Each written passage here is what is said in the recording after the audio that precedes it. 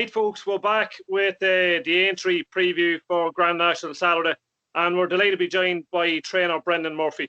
Brendan, good to have you on with us again. Thanks a million for having me, lads. It's great to be here. You're right entertaining crowd, so we'll make the most of it. Yep. Right, lads, start with the 145 and send it over to Ryan. Away you go. Right, I'll go for Harry Fry. You know what I mean, Harry. Named after Harry Fry, interestingly enough.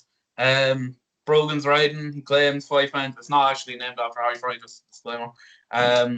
Won here at Aintree over the same distance back in November, but was poor on both occasions at Cheltenham. Based off that Aintree win, course and distance win, I will happily play a 28-1. Each way, that looks a cracker. Big price now. I actually like 2 in this race. 1 at 10-1. Whirling Dervish for Johnny Levens. 1 in Thurles last month. Now, it was interviewed by Kevin O'Ryan that day on Racing TV, and Kevin O'Ryan kind of had to drag it out of him a wee bit. You know, do you think this boy's going to win? And he eventually says he thought he had a good chance, but he would be better over the summer on the drying ground, he thought. So maybe I'm there at each way at 10-1. And another one who's close, well, is it right next to you in the market, Ryan? Vision to Flow. Now, this is a horse that I kind of been following from its earlier days. It's kind of really disappointed in general overall, but it wouldn't be like Tizard to produce one. His horses kind of ran better than expected at Cheltenham. And 33-1. I'll take a small play and ham each way. Yeah, the one that I'm going to go for, lads. I actually mentioned this in the Cheltenham anti-post previews. Baron of Adon. I was very interested to see where to go. It's having its first run for David Bridgewater, formerly trained by Tom Mullins. It actually won a decent Grade B handicap at Naas when last seen behind Damalisk. Damalisk came out and won next time, and then was third at the Dublin Racing Festival behind Maze Runner. If you go back and just look into that form from Naas, any second now who's a leading fancy for the Grand National was 9th. He's come out and won since. That form looks strong enough. Now, Baron of Adon's £15 higher than the win at Naas, but has been well back there, 16s into 11s. Yeah, finding it hard to look past. Where's he gone? Morgan's horse. How the hell do you pronounce that? The 4-8, is it? 5 Fleming's 4. Number 5. How's that pronounced? Jalad Forad? Yes. A horse who seems to keep on improving. You know, he will handle the distance. Everything seems to be going in his favour. A Fleming Sport out of a Supreme Leader mare. It's kind of built for the job, really. 3 pound coming off with the jockey, 14-1. Definitely worth keeping an eye on, rated 143. Yep. Shall we move on to 225 then, lads? The Mersey Novices Hurdle. The tough enough race, and sure I can't not go for him. I'll go for the real deal. Ronan McNally and Dennis O'Regan, 6-1 now. Was supposed to go to the Supreme, but Ronan wasn't too happy, and he's going here instead. He had a few entries for Aintree, so it's interesting to see that he went here. He won the Grade 2 Moscow Flyer at Punchestown last time out, and happy enough to play 6-1. Yeah, Ryan, I'm 100% in agreement with you. We interviewed Ronan for that Cheltenham, for Cheltenham running, and unfortunately it didn't get there. So Ronan, if you end up watching or looking in, want to wish you and Tubbs and Tiernan all the best. Hopefully the lad runs up the expectations for you and to make up for Cheltenham. And again, Ryan, he's just been on the improve. So 6-1, I'll happily take an each way shot at that there. Yeah, lads, look, I'm going to follow you in with the real deal. Impressed me in the Moscow Flyer. Got a great ride from Dennis O'Regan coming from the back of the field. Look at the ground, track and everything should suit. He's likely to be given a very patient ride again, and I'd say he'll probably just produce him after the last, and hopefully he'll go on and win for the lads. Same as that, lads. I'm just hoping, fingers crossed, toes crossed, everything crossed from. In fairness, I mean, his horses went off their feet. They were suffering with aspergillosis. Bad batch of hay that he got in the arm. It's something that an awful lot of people don't realise does happen. And he was lucky enough to notice it before he sent the horses out racing. And, you know, an awful lot of yards get caught in that situation and didn't until thereafter 4 or 5 bad runs that they realise there's something wrong. You know, so this man really has his finger on the pulse. And he's just been a revelation, really, hasn't he? As a trainer, like, you have to admire him. Like. So definitely, 100%, we're all going to go into the same boat here, and hopefully, fingers crossed. I suppose there's more out of admiration for the team than anything else. Henry the Bromhead's horse should run a good race. Tom Lacey's horse will probably run a good race. But yeah, definitely. I mean, I think the real deal with the ground conditions that are there. He's the proven speed as well on the flat, you know, and that's the interesting thing about it. His win in Limerick was highly impressive, and he could have gone and said, right, we'll go for a flat race first and make sure everything's in order. He seems fairly confident to say he's gone to Aintree, so definitely going to stick with him at 6-1. Yeah. What's this? If he wins here, it'll be the 7th win in a row, or the 8th win in a row? Yeah, seven in a row. 7 in a row.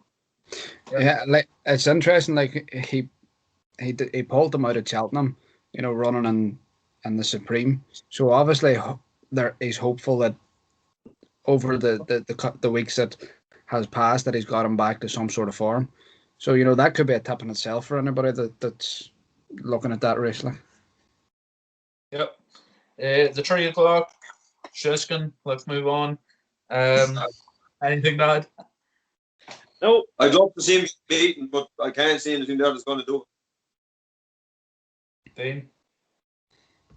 What's the point? Like Gumball, he trounced Gumball before. Phoenicia Williams' horse might run on for a place. They may as well just bypass the race altogether and give Nicky the first prize. Dan Skelton's horse wouldn't be a bad one if they wanted to go with each way. They're paying 2 places, are they? Yeah, or you could go without the favourite, betting without the favourite. Yeah, like, I mean, look, it's a short enough race. I mean, Dan Skelton's horses, the majority of them are unbelievable jumpers. So something he gets very right. So if it was a bit longer and more testing ground, we'd be inclined to say he'd be definitely worth an each way bet. But yeah, for an each way bet, I would go with the outsider. Yep. And speaking of Skeltons, I went for them in the next race, 3:35 stairs. I went for Roxana. Has done well over 3 miles in the past, and nearly won this back in 2019, the last run of it. Was beat by Head, I think it was. Was third in the Mayor's hurdle at Cheltenham behind Constantista and Black Tears. I can see her winning here at 11-2. It's a good price. Yeah. Brian, you know, I tapped her up at Cheltenham and the Mayor's, but she's definitely been running better over 3 miles this year. We've seen that at Ascot at 11-2. Something, and I'm going to stick with another Northern man as one on here, and it's a horse that I also like a lot, and another man that I know well, Jody, and Noah Kelly for Decker Ireland Days, outsider of the lot, 50-1. You know, I wouldn't be surprised if he outran his odds. I'm not saying that he's going to win it, but I'm just saying, like, you know, if you're getting 4 places, I'd be happy enough to take an each way play on him. Yeah, I'm going to go very small each way here on if the calf fits. Won this race in 2019, rain as you mentioned, when beating Roxana and Apple's Jade. Look, he ran well for a long way at Cheltenham. Probably on a course that probably doesn't suit. He just wasn't as slick over his hurdles when I watched the race back. I think he probably might be a wee bit better suited by the better ground here, and in around 16-1, very, very small each way and very tricky race. Yeah, I'm going to go with Time Hill. I just think with the ground conditions, with the ground conditions, and it's been off with quite a considerable amount of time. I think, yeah, definitely the team are well capable. Hodges are well capable, turning them around, bringing them back, getting them right. the Cave Towers would tend to handle better ground. So, yeah, I'd be going with him. Time Hill. Paisley Park will probably run a good race. But not be fair. Between the two of them, Time Hill and Paisley Park for me, but I think Time Hill might just be a little bit better if he's back on top. Yeah. The quarter-past-4 is Longford National. I've gone for 16-1 or 16-1 shot here. Of all the gin joints, Tizard and Robbie Power was awful at Cheltenham and Truce, and just couldn't handle them. But was third at Aintree in October behind AC Milan and Smackwater Jack. I'd happily play each way at 16-1 and hope for bliss. Yeah, this is a tricky race. Like, you know, Happy Go Lucky was well backed for his run at Cheltenham, beaten by Cloudy Glens, another horse of the owners. It's interesting that the owners could have a quick fire double here. They've got the favourite in the National, and they're on Cloudy, or they've Cloudy Glen there at a reasonable enough price at 15-2. If I was to side with one of them, I'd side with Happy Go Lucky, just because he was well fancied at Cheltenham and was just touched off in the end up. Yeah, a Happy Go Lucky 3-1 to me. Yeah, I'm going to go for one of the bigger price, Mr. Whipped. Hasn't been seen for 736 days. Going to have his first run for Brian Ellison, since been sold out of Nicky Henderson's yard for 26,000. He was last seen at Aintree in 2019 when fourth to Lost in Translation in a Grade 1 novice chase. But there's just a little bit of fun prior to that. He'd actually beaten Paisley Park over hurdles, and we spoke to Nick Schofield. It was the only time I think Paisley Park was beaten. So look, it's 33-1. Again, tricky race each way. Yep. Cloudy Glen. I'm going to go with Cloudy Glen here. Thought he ran well in Cheltenham. The colours of Trevor Hemmings. Trevor, interestingly enough, used to have a breeding farm or a store horse farm just across the hill from us here. So he used to have a farm halfway between ourselves and Michael Winters. Tis a local interest as well as everything else. I think they're going to have him on the ball. You know, he ran well, as I say, in Cheltenham. Ground conditions, he's proven to be able to perform in them and proven over the distance. So yeah, at 15-2, I'd be taking my chances with him. Yep. Moving on to the quarter-past-5, it's a handicap chase. Nothing really special here. Brennan, you're going to run us through every single runner in the field? Sorry? You're just going to run us through every single runner in this field? No, definitely not. There's far too many here to be trying to run through every one of them. I haven't even looked at them. Right, I'll start then. I am going for a horse who I have been saying will go to the National for the past year and a half. Lord Manil, he will stay. He stays all day. There's no issue there.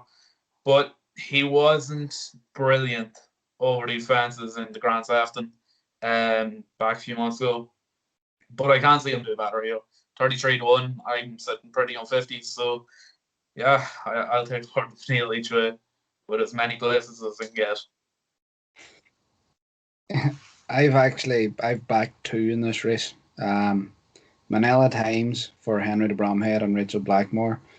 The lads will know, and anybody else will know that has been watching the videos. We talked to Henry after it was brought up to us by a fella about this horse. Now Rachel Blackmore's riding 10 stone 3. I know Rachel's lowest weight for riding in the last couple of years has been about 9 stone, but this is fairly low enough weight, like carrying, as I say, 10-3 each way shout at 10-1, and the second one that I have backed is Milan Native at 33s. Get Jamie Codd, well, Denise Foster now, you know, has been kind of thereabouts in big handicaps and not been thereabouts in at the same time, if you kind of know what I mean. But them two who I've took here. Yeah, actually, they're the exact same two that I have. Look at Manila Thames Dean, you've said it all. He's an interesting runner. Looks pretty much like a lot of them laid out for this. Second to Castlebawn West, and off you go in two decent handicaps recently enough. One at Listowel prior to that. Look, like Rachel should probably get a good spin round in him. Milan native, same thing. Jamie Codd looked. Look, he was asked about him during the week. A bit of a wry smile on his face. I'd say he's probably expecting a big enough run. Sub-Lieutenant is a horse that. Where was he? Was he was a gig in South House, wasn't he? Yeah. Yeah. But yeah, Who was he with again? Was it? Elliot. I think it was Gordon. Henry? He's been around with a long time, so he might have been. I don't know. I think he was with Gordon all the time. He might have been with Henry. Prime Pro. Respectable in his last two starts. Jumping, tasty. You know, definitely should definitely stay out the trip. It's fairly right the way it's there at 10 stone 3. I think it'd be worth each way squeak.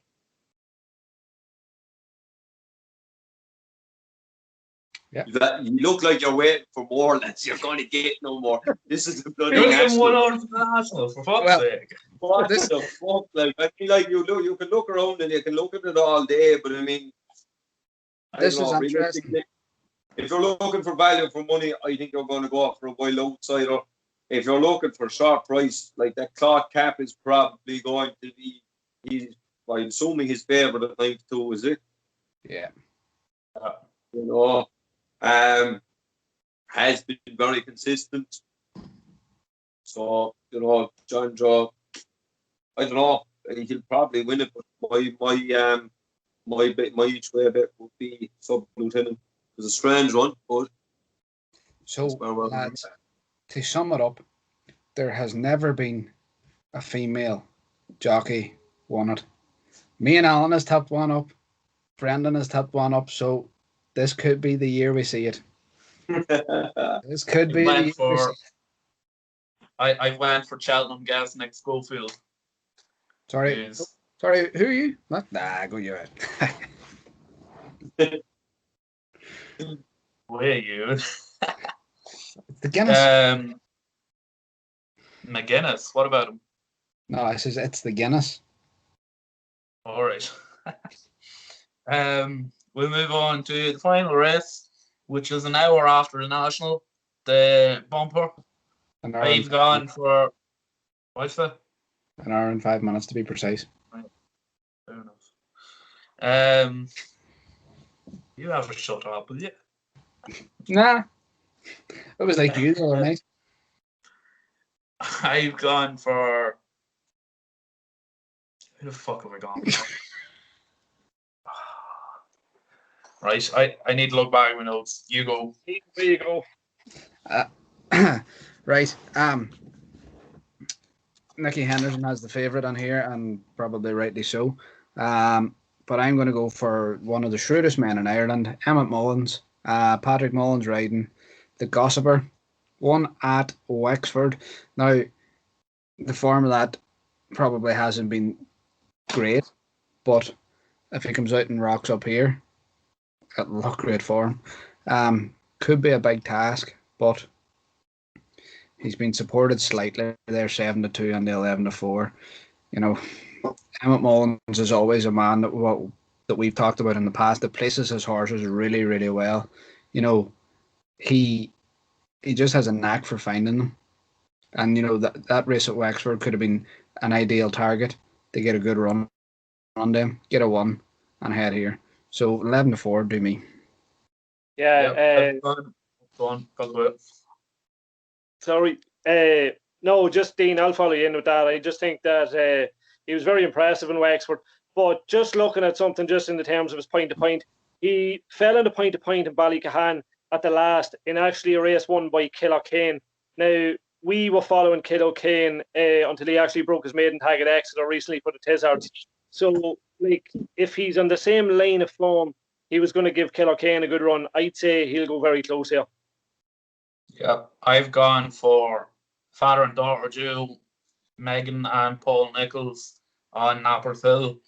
She rode him last time out when he won, and Harry Cobden rode him on debut where he also won. I think it's a hell of a price at 7-1.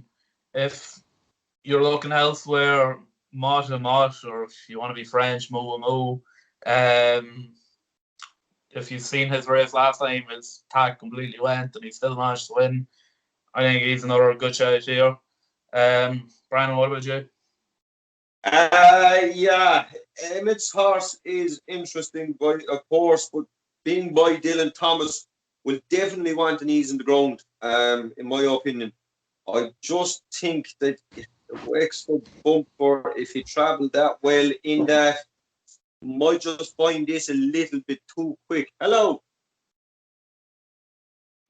But I think one that could be a little bit interesting here is Ollie Murphy's Short Touch. Now, again, ground was heavy that day when he won, but Ollie's no slow Joe either. He's cute enough with his stuff. I genuinely can't see anything beating the favourite if the ground is coming up good.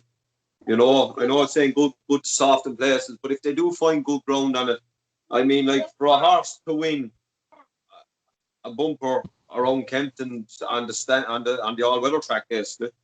And finish second in a point-to-point in Corrimore in soft ground. This horse is going to handle this. There's no question or doubt in my mind about it. So I genuinely, I can't. If I was backing to win, there's no way you couldn't go past Nicky Henderson. But regardless of each way of it, I'd have another squeak off of Ali Murphy's horse. That's an interesting one. That one is bumper on the All-Weather by 17 lengths. It's not often you see something won on the All-Weather by 17 lengths. That's a short sign of speed, and I mean, if he's going to be able to get stretch on coming up the straight there, and if they could find a good clean line up there, that horse is going to power away from a lot of these fellas. And there was 13 runners in that bumper, so it's not to say that it was a small 5-runner field where he just blew them all out of the water. There was 13 runners in it.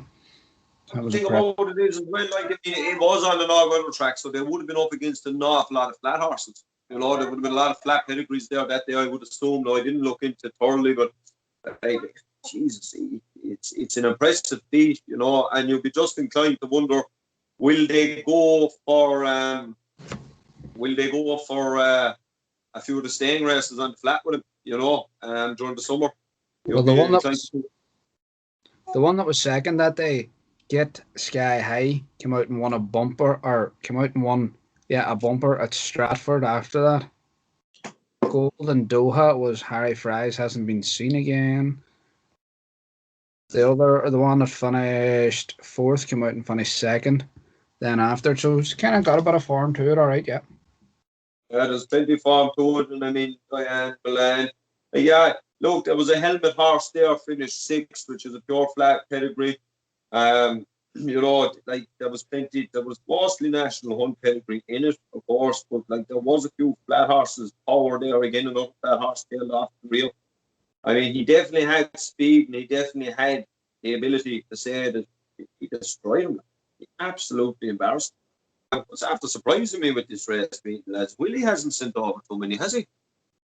No.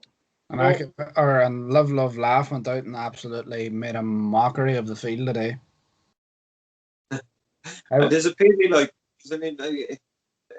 I've been lucky enough to spend time in Mullins's, and I got to spend a bit of time watching the way things are done, and it's just absolute genius. He can walk up to a horse the day of a race meet, and he can walk into the stable yard, and he can just turn around and make a decision to take off the earplugs, put in the earplugs, whatever. He could just call things on the day of the race, just take one look in the horse's eye, bang, it was the right thing to do. He's absolutely there again. Good going yesterday. The horse won in a canter. Yeah. Stratum. Yeah. When I see him turning up in the flat, you take notice because he's there to do business. Yeah. Would it be much to do with the schedule in terms of, say, Cheltenham, Fairyhouse, Aintree, Punchestown? maybe he doesn't want to maybe run them all, say, combined. Well, I don't know. I suppose an awful lot of it is they might be sparing a few for Patrick because I think things are fairly tight between Patrick and Jamie Codd are there for the championship. Yeah. So they might be just after keeping a few for the home run. But I don't know. I just find it unusual that he's so little gone over there. Yeah. Codd is writing something in that, isn't he? I think he is, yeah. Yeah, that's it from Aintree, and best of luck with Grand National, folks. We probably won't have a winner, but sure. Nevertheless, thanks Brandon as well for coming on. And remember, guys, I know absolutely nothing about National Hunt Racing, so don't take anything I said as gospel. Are we? I don't know much about flat racing either, but look, we'll bluff on a while. Yeah, look, we're Dundalk, man. We stick to Dundalk. And various other flat tracks, but mainly Dundalk. Yeah, be sure to hit that subscribe button. Leopardstown Sunday, lads. Have we had a look at Leopardstown Sunday? Oh, we had a look at Leopardstown. Well, someone want to have a look at Leopardstown? What's winning Leopardstown on Sunday, Brendan? What's winning on Sunday? I don't know. My Jewel Angel, I think she's after trying to short straw with the division. I think the first division of that race is a fraction better than the second division. So hopefully, if all goes right, we're hoping for good runs from both of them. Hopefully, Ballygains is back in form. He seems to be at home at the moment. So fingers crossed. Plenty more horses to run, but impossible to get into races at the moment.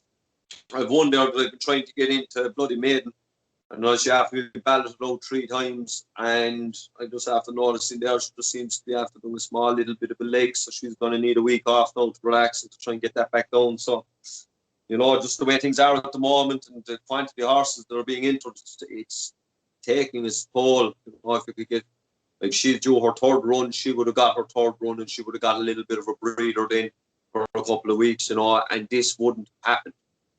So unfortunately, trying to keep horses taking over while you're waiting for races to come up is a bit of a headache. But we'll get there. We've a nice Kodiak filly here at the moment. She's actually heading out to Belmont Park to go training in America for us. She's heading out in a couple of weeks' time. She's due to land over there on the 29th of April. So that's something we're really looking forward to. The family have always kind of kept the horse up running in America. And I've kind of had this one penciled in since late last year. She started showing a little bit, and just her attitude and her racing style, her style of working at home, there seems to be worth having a look at the States with her. So she's after being named today. Chalet Beach is her name. She's out of a mare here called Oregon Trail, who's after producing a couple of group performers. So hopefully she'll be lucky for us. There's big price pots over there. So it is something that's being done regularly down through the years. We've had group performers over there. My aunt is the one to the horse that won a group race in Belmont Park, Port of Benure. She was very lucky with her. She went on to make 1.6 million in the sales afterwards. So hopefully, normally we're bringing, normally we'll be bringing the horses from the States to Ireland, but no, we're going to send a bit of Irish blood back over and see how we get on. That's the way to go. Yeah, that's it from us, folks. Be sure to hit that subscribe button, and again, follow Brandon on everything.